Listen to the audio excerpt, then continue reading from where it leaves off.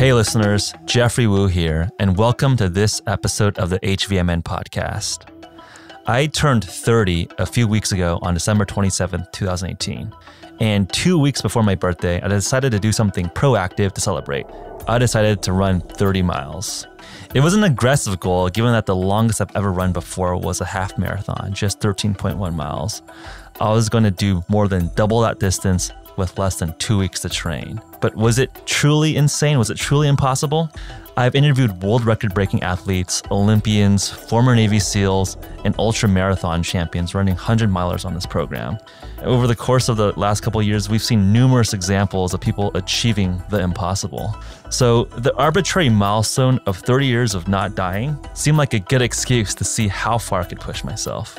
I'm proud to say that I did it, and this episode will be telling that story. I believe all of our listeners can accomplish their own version of my 30-mile challenge. And this time around, our co-host, Dr. Brianna Stubbs, sits in the interviewer chair, diving into my 2-week quote-unquote training, what was going through on my mind as the miles passed by, and what I learned from the experience. Hope you guys enjoy my story. Happy 2019, folks. As a special thank you for supporting all of us at the HVMN podcast as we enter the new year, we are hooking you up with 25% off Sprint for this month's podcast offer. Sprint is our acute nootropic for focus and energy, and it's perfect for jumpstarting your day and kicking the year off right. Combining caffeine and L-theanine, Sprint has a synergistic effect that produces benefits beyond just one single ingredient alone. Sprint is 0 calories, kicks in fast, and is dose adjustable to your personal caffeine tolerance. It's a great replacement for an afternoon cup of coffee and a useful pre-workout. Caffeine has been shown to improve physical performance by up to 12% in some studies. So pick up yours today. This offer is only valid until January 31st, 2019. The link to the offer, www.hvmn.com/pod, is included in the show notes. As a business-run podcast, this is the best way to directly support the show and our work. Of course, writing reviews and sharing the show with your friends are just as appreciated. Without further ado, enjoy this week's episode of the HVMN podcast. Hey, Jeff, how are you doing today? Good. Happy New Year. Happy New Year. This is our first podcast we're taping in 2019, so it's good to kick this off. Yeah, well, I've been away in England and you've been away down with your family in LA. So what we're sitting down here to talk about today is a challenge that you took on over the Christmas break. So why don't you give the listeners a little bit of background and tell them what you did on your holidays. Okay, so on December 27th, I turned 30. And I've been pretty busy up until mid-December, just with company and end-of-year closing of books, all of that, and didn't really have time to figure out what I wanted to celebrate with. And in this milieu of thinking about what I wanted to do, I kind of had the realization that a lot of us always just sort of consume to celebrate. What I mean by that is you consume by buying things or consume by having a nice meal, which are all great. Not to demean any of that stuff. I love luxury items and eating good meals. I wouldn't say no to any of that. But I wanted to be more proactive for this milestone of turning 30. So could I make this something more proactive? Could I do something that would make me feel proud of doing something as opposed to just receiving the great work of other people, like a show or a food or a meal or an item? So I thought, well, 30 years, might as well run 30 miles. And this was probably like maybe December 14th, and it's going to be like less than 2 weeks out. And Okay. I was like, okay, 30 miles, I'm going to just think about it and try to do it. That's not a small undertaking. So can you maybe rewind a little bit further? And had you ever run that far before? What was the furthest that you'd run before you decided that you were going to run 30 miles? The furthest I've run before was a half marathon. So I've done that 13 twice, miles. 13 miles. And I think this kind of goes back to really being inspired by people like you, people like our colleague Michael Brandt, who ran a sub-3-hour marathon. You've been doing Ironmans and been a tremendous endurance athlete. And also a lot of our customers and the people that we work with on a daily basis. These are people like Victoria Busi, who are breaking world records for cycling, all the Tour de France teams, all the folks in the military community who are as regular army or special operations folks, just doing crazily impressive endurance feats. And at one blush, you can be like, okay, those people are just more special than me. But I think maybe I was arrogant or confident, but you also just realize these are also people, right? Like, I think from a resume, you might sound like a alien with a PhD, with a couple world championships, all these crazy credentials, being the youngest person to roll across the English Channel. It's like, who is this? Like, can you even, are you a real person? But I think you just realize that, not just you, but like everyone is like an actual just person. They've done incredible things in their past or have incredible things on their resume, but everyone's still a person. And I think that gave me motivation or interest to really just push myself in a physical level that I really didn't ever really truly do. You'd run a half marathon. Yeah. Were you like training regularly? What was your kind of regime? How fit were you? What were you doing? So I probably started doing more thoughtful runs probably at the beginning of 2018, so about a year. So just to give you a sense of my athletic interests, kind of grew up as like a suburban American kid playing Little League, soccer, basketball, as an elementary school student. Thankful to my parents for putting me in all these positions and leagues, gave me exposure to a bunch of sports. And then as I went into middle school, thinking about just what I wanted to focus on, started playing tennis. But it was never a serious endeavor. I think, again, going back to a lot of my conversations with people that ended up being professional athletes or folks accomplishing world records, I think the motivation is very interesting. So for me, on my mom's side, they were all teachers. On my dad's side of the family, we're all business people, entrepreneurs. So athletics was kind of a side activity to get into college. It was never like be the best tennis player or like just be super good. It was and win tournaments. It was kind of like be really good at school and academics, and then do correct extracurriculars to get into a good college. But I guess it still put me in a very early age that being fit was helpful. My mom's still like a workout freak and works out a lot. So I always had this notion of like, okay, let's go to the gym and do some exercise. But I was never really serious about training. So I think, again, getting inspired by our customers and the folks that we work with on a daily basis, like, okay, like maybe I should just push myself a little bit and have some goals. So seeing you guys, you do, go from a rower to, someone compete at the world stage on Ironman was pretty awesome to see. Seeing Michael Brandt go from, my co-founder and CEO going from like a high school soccer player to running a sub 3 hour marathon. I was like, okay, like I feel like almost an imposter here if I'm sitting around getting fat. But it kind of puts it within your grasp that you could go out and, you see, like you said, normal people kind of going out and doing these challenges and feats and pushing themselves, and you kind of felt like you could do that too. I'm not going to be a great competitive runner. Like, that's not my goal. But I think it's like, but can you have a challenge and a goal for yourself and push your own limits? And I think that's been the reward from that.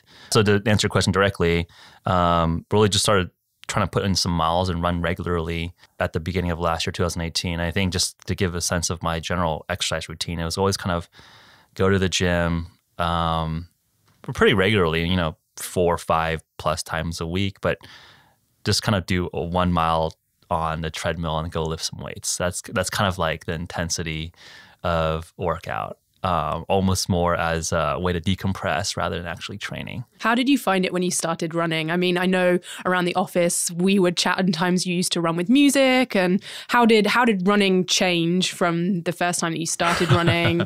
And running, how do you approach it now? I think good question. I think hearing that I regularly run, 5-7 milers and can do a 30 miler now would have been pretty foreign to me just over a year ago. So the first few times was just, can you just not look at your phone for 30 minutes was probably the hardest challenge. Wow. Which kind of might seem silly, but I think that's actually real. If you think about the average consumption of information that the modern person has. For sure. If you look at, the screen time apps, people are checking their phone like hundreds of times a day.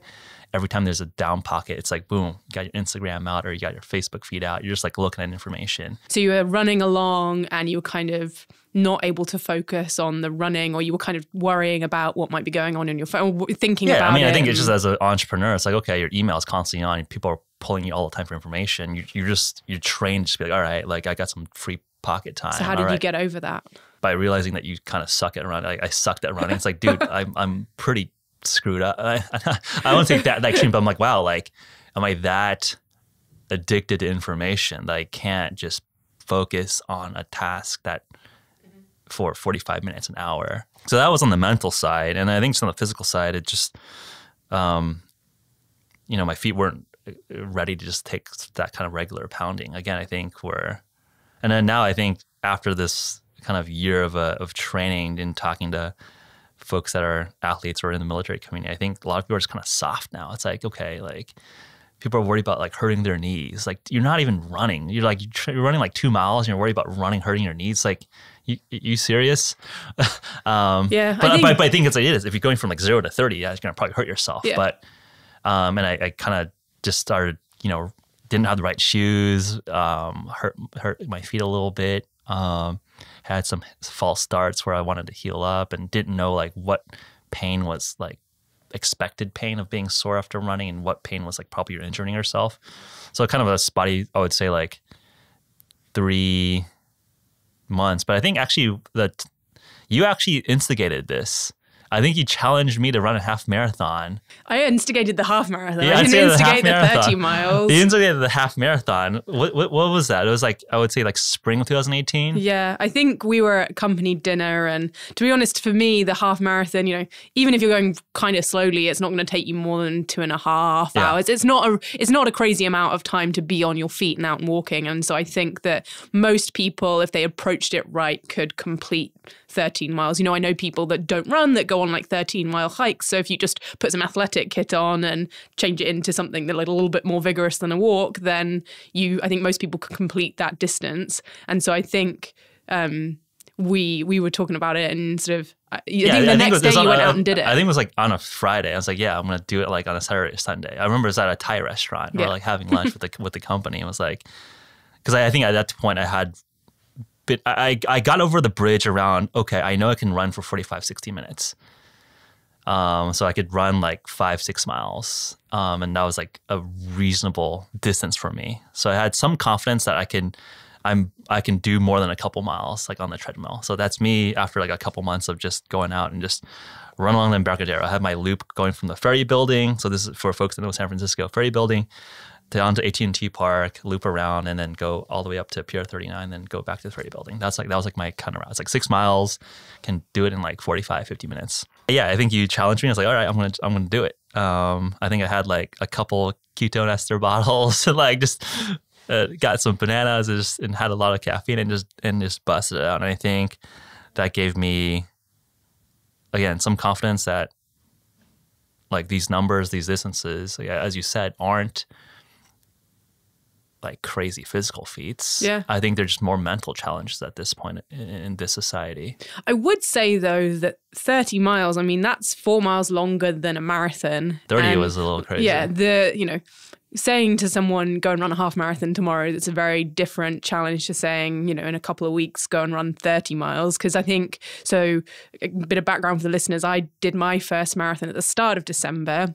And, it's a long way to run. And the train, I did train for 12 weeks and did some 22-mile runs in training. And, I know what it's like but by the time you're running for that long, it's not even, your body just gets battered from being on your feet and putting impact through it for that long. So it's, it starts to be less like something that people can just wake up and do, especially with, a limited kind of background. So, how did you approach that? Do you think your expectation married up to the reality of how tough it would be? So to give you some context, I think at this point, so just fast forwarding to December from spring for my first sort of unofficial half marathon, kind of dialed back on the running because I kind of didn't really necessarily have a goal. But I was listening to David Goggins's new audiobook, Can't Hurt Me, about his athletic challenges as a way to callous his mind. And my personal thinking was getting around this notion around, I think a lot of people today are too much passively consuming. And I think the people that we have in our community want to not just be passive consumers. We want to be active participants and create things of value. So I think these two things in my mind, and just having a milestone of turning 30 was like, okay, that instigated me to just, I want to put myself into a challenge, put it on my Instagram to be like, yeah, I'm going to do it. And just like was publicly accountable. Accountability. And I just started trying to put in miles on the treadmill. Because I knew that at that point, I had like 13 days to try to get up to 30 miles. Again, I'm not, I'd run, but I wasn't training for anything. And I remember just being on a treadmill, ran for an hour, did like, 6 some miles on treadmill. Like, okay, like I can still run decent amount. And I just wanted to put in miles with low impact. So just a lot of treadmill running, just to get my aerobic ability up without, hurting my joints too much. Because the treadmill has a bit of give in it, so it's less impact on your knees and your ankles. So if you're trying to create a kind of a quick ramp like you were, that's definitely the safest way to do it compared with going out and like running on tarmac. Yeah, exactly. So I think, I would just do like a lot of 6 to 9 milers. I remember like 2 days before Christmas doing like a 9 miler and just finding, I was going down at my parents' home in Pasadena and just like trying to find a track to run at. And in Pasadena, there's like the Rose Bowl parade. And I just like saw the marching bands like practicing, just running loops around them for like, an hour and a half. So what were like the reactions to this challenge once you kind of had like laid it out there? What did your friends say? What did your family say? Yeah, my parents were like, why are you trying to torture yourself on your birthday? Because it took up quite a bit of time on your birthday, right? It's pretty much your whole birthday day gone. Yeah. I think I'm lucky enough where, again, like I think the standard ways to celebrate, which is I think getting like a nice meal or a nice gift or like a relaxing day. Like I feel like I'm lucky enough to like I feel like I eat pretty well. I have like nice things.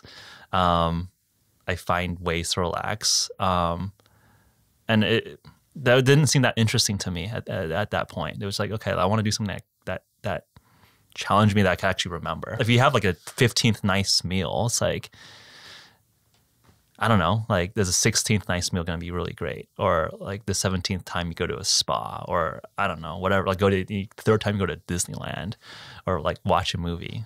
Again, like I enjoy all those things, but I think, again, just wanted to anchor something to just set the tempo for the new, decade of 30 and kick off the new year in a right mindset. So, I don't know, but I think I'm fortunate to have crazy friends like you to just be like, yeah, you got it. I'm like, okay, I'm going to do it. So you had your family being a bit bemused.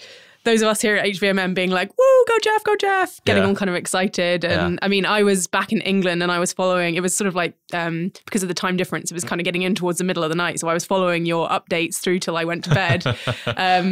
I'd gone out for a nice meal and every so often we're checking your updates under the table. So it was quite fun to follow you. So you got bemused family, supportive friends, and you're coming in to like the night before and the morning of. Like, so what did you do to prepare like directly before the event? One of the biggest challenges was like finding like a 30-mile route. And again, so this is like I don't spend that much time in the LA area, so I didn't know like, okay, what's like a reasonable like 30-mile route that wasn't just going to be like running around a track for 80 loops or something, or like 90 loops, something super boring. More than that. Or I guess that'd be like 120 loops. Decided to make kind of like a weekend retreat out of it. Chose to go to Ojai, which is a little bit of elevation, just to like, there's some hiking and trails there. I was like, okay. And I kind of underestimated how hard it was to run up trails. But it was like, okay, like the longest trail I could find in Ohio was like a 15-mile loop up one of the peaks, which had like a 4,500 feet elevation. And so it's not like you're just going to go and run 30 miles on the road on the flat. I think it would have been like really lame to just run on a Well, you don't have to run along a track, but I mean, for example, in LA, you could have run along the front past like Santa Monica. And, yeah. You know, but that's long. Like that's like, there's like not that many like, yeah, I guess you could really run up a beach for like 30 miles, but also not like beach running is kind of hard. Like, but not on the beach. There's a path, you know. I mean, what I'm saying here is it's a lot harder to run 30 miles with elevation and on a trail. I know, I realized that. So when did you realize that? Weren't you just like doing crosshatches up a mountainside? You're like, okay. God damn. Yeah. Like this is going to be a long day. Yeah. And then like running down was also rough on the knees too. It's almost as hard to run down as it is to run up. Yeah. Just in terms of prep, I think I knew that if I was doing trail runs, I would need to make sure I stayed hydrated because kind of like it's a long day out. So got a nice little hydration vest.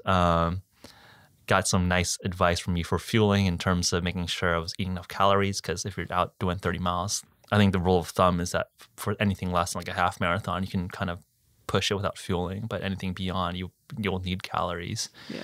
So I got all that sort of dialed in.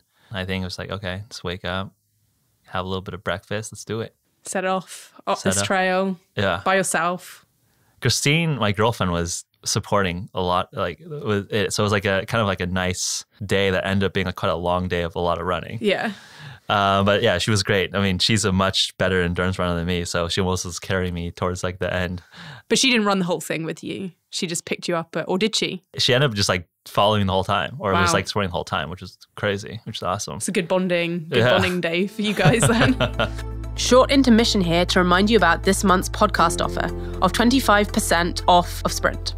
Previous podcast guest and professional gamer Vince Mancini is a particular fan of Sprint. Let's hear about his experience. I was doing tests with the Sprint, and I see this is a very good sweet spot because I could have the concentration of the L-theanine without the jittery of the coffee, and I could actually pay attention. So this product is extremely effective. Thanks, Vince. To claim this offer, which is valid until the end of January 2019, type in www.hvmn.com/pod. Now, back to the podcast. So you set off up the trail and you realized that the trail's quite hard work. And, you know, so how do you start, you know, rationalizing this to yourself? Is it, and you know, you were saying early on that you were bored when you were running. Have you kind of got past that? How was your like mental game? I think it's all just baby steps. If you can push through like the first 30 minutes of your body like not wanting to move, like I would say, like I'm curious to hear your experience. Like probably the first 30 minutes of running, you're just like you're just getting like the gunk out of your system and getting your brain in the right mindset. And then you just tell your brain, okay, like we're gonna be doing this for a while. It's like, okay, well, I'm gonna do it. So I think at that point, I can put myself in a kind of a trance state of like, all right, we're gonna just do this. So the mental part wasn't an issue. It was just like a lot of climbing on gravelly rock and kind of not wanting to slip and way more tiring. So like the pace was like quite slow at certain parts where you just kind of just like power hike some of the steep parts of that trail. That 15-mile trail was just like, I think would have been like a nice day out for like an aggressive hike by itself. Yeah. I was like, and then I think Christina at that point was like, all right, she thought we were gonna just like call it because like it was like a nice 15-mile hike. Yeah. It's like, all right, we're probably just like call it a day. I'm like, no, we got 15 miles to go. And then I was like kind of look at the Google Maps trying to find some like loop that's more on flat ground. So you headed off the trail, come back into town, just running loops around the town of Ojai. And there was a point where you were running around a baseball field. Okay, how was that? So basically it was like, okay, 15 miles hiked. It was like, all right, like this is taking a lot longer than I want to. We got to change up the terrain so we can run flat. So we can make it a little bit of time, go a little bit faster. Yeah. And then we started making loops around the town of Ojai. And I think around mile 23, 24 was kind of the peak of mental toughness because you know, there's like the marathon distance of 26.2 and you're like, it's still a couple miles out and there's like still 7 miles to go to finish 30. Mm-hmm. And it's like starting to get dark where it's like, okay, should I just like run a marathon? Should I just quit? Should I just like lie to myself? I kind of did it.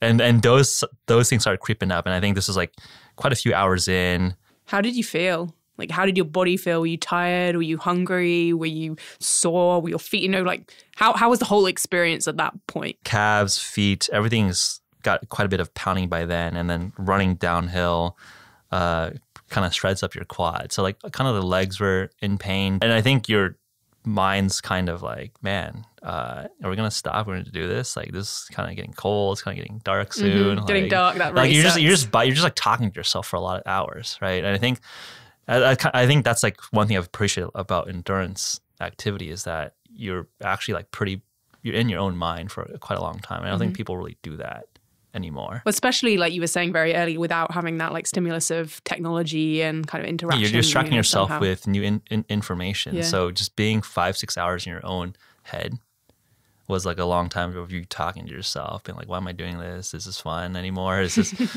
like doing some updates on Instagram? Like that was kind of fun just to like take off some of the monotony. Did you put on a brave face for the Instagram updates or? I think in the beginning it was more of it. I think towards the end I was like, dude, like this kind of sucks.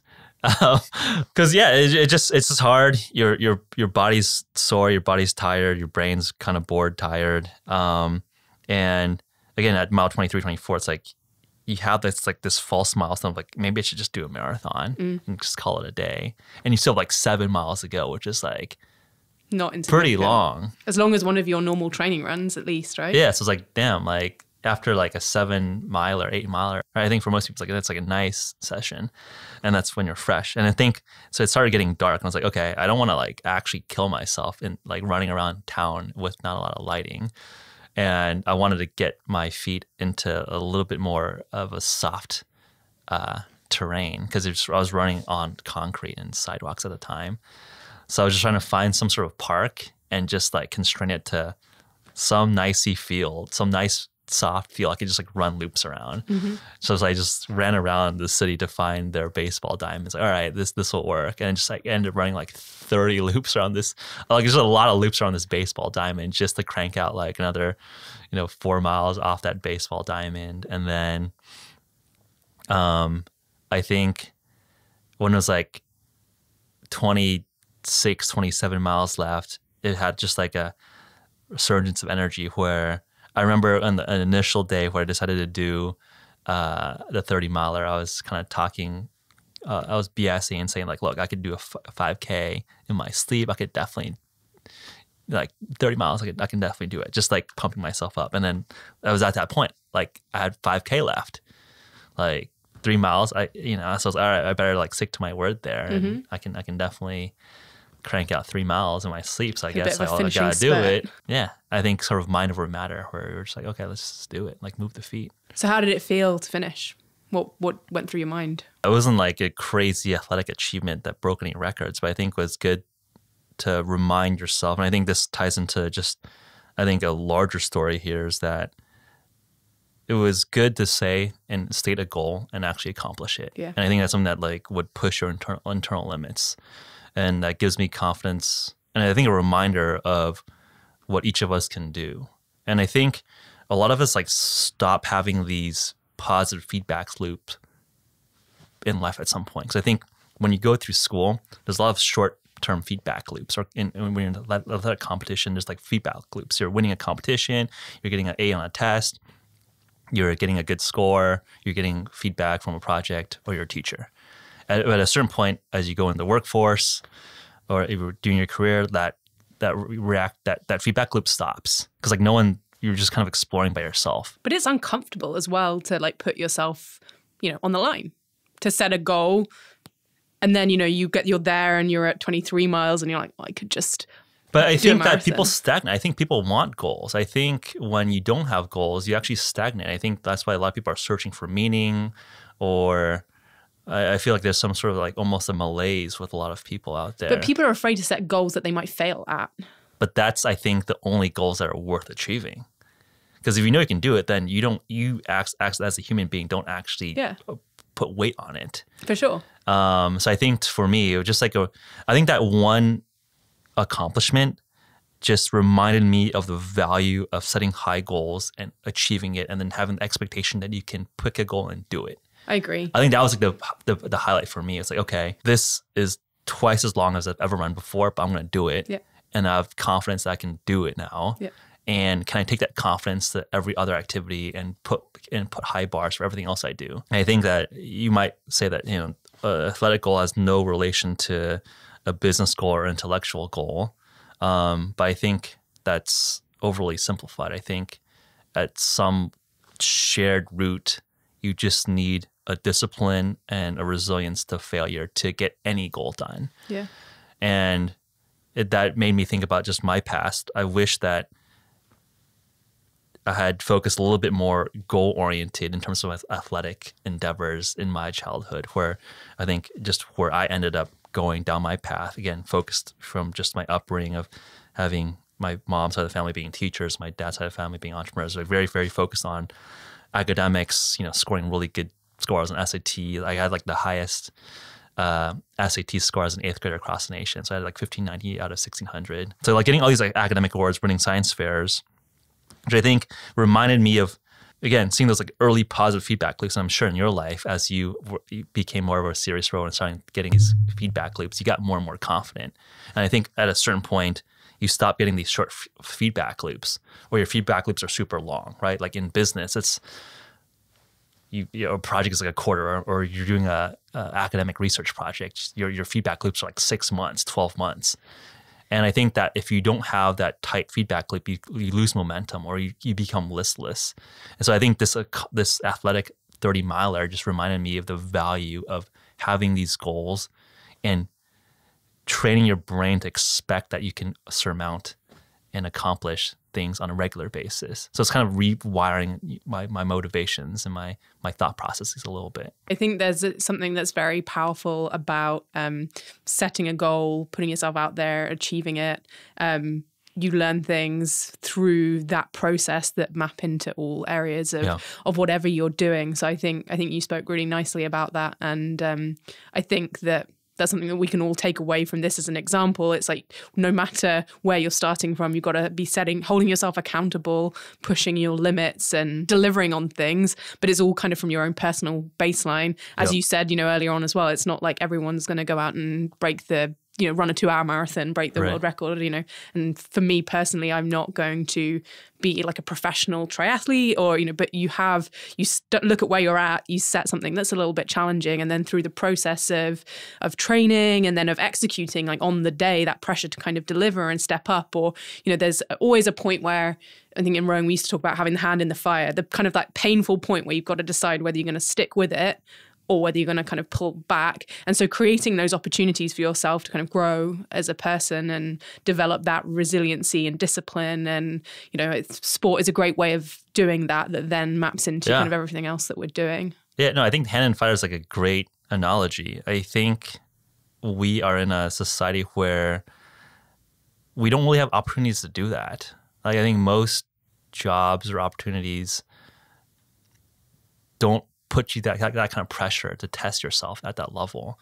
But I think that's so important for you to have your hand in the fire and see that success in yourself, to know that you can handle it and you want more of it. And ultimately, with sport, you've got a little bit more control over the outcome. Yeah. With your career and business, you've got, if you're part of a big company, sometimes it's harder to see whether what you're doing has an impact. I mean, we're very lucky here because we're such a small team and you can really see the impact that you're having, but it can be difficult to get that in your professional life, so you might put in 100 hours of effort and then not see return because another member of your team or, the stock market's changed or, it just didn't work out for you. As whereas with sport, time and effort in is generally, within reason rewarded by improvements. And, so long as you're setting progressive and realistic goals, you can start to make headway towards them, which is a little bit more up in the air with business. I think that's exactly what I was thinking about coming into this conversation, because how do we make this more generalizable? Because I think, again, like this one random 30-mile run is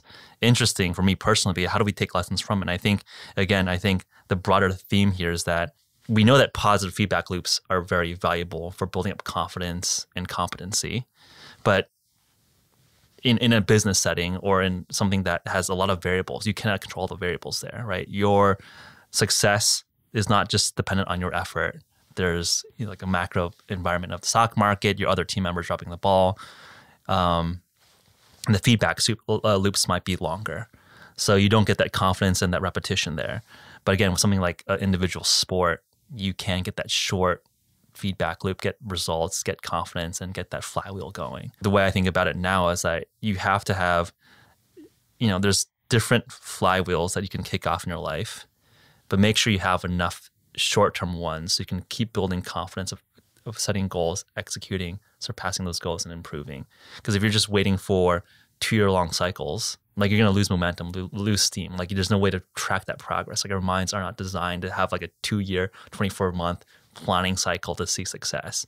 You need to have that short-term success, that serotonin, dopamine to get you motivated to keep pushing yourself. That's a good point to start wrapping up. So, Jeff, when's your next ultra marathon? What's the next challenge? Are you converted? I think I want to do, a timed marathon, a formal marathon. This year? This is on record, remember? Yeah. No, I think I want to target somewhere between 3:30 to 4. I mean, again, like I'm not going to move super quick. But what's your half marathon time? Just under 2, like 1:59. So like I want to improve my half marathon time and my and do a reasonable marathon. I think one thing that's been inspiring to me was looking at some of the physical fitness standards for some of the the Ranger units or some of the military units that are just posted publicly. I think it's a good reasonable standard. Okay, like the Rangers are like an elite unit in the American military. How can I get like top ranking for all those events? So like I think on a lot of the physical like pull-ups, sit-ups, like, those are pretty reasonable. But I think it's like a 13 minute for 2 miles, which is quite speedy. Fast, yeah. Those are things I want to work towards. Like a 35 minute 5 miler are a couple of the running standards there. So got a few things. So I get a few things I want to just go towards. So I want to be quicker on these, I would say like medium distance runs, and then have a couple good long distance runs in there as well. So if the listeners want to keep up with your training and your progress, how can they follow you? All the HVMN channels, you can keep track of me, but also, Brianna, other folks on the team. But if you want to follow the personal story, I have personal handles at Twitter, just Jeffrey Wu, GEOFFREYWO on Twitter and Instagram. You're on Strava as well, aren't you? I'm on Strava as well.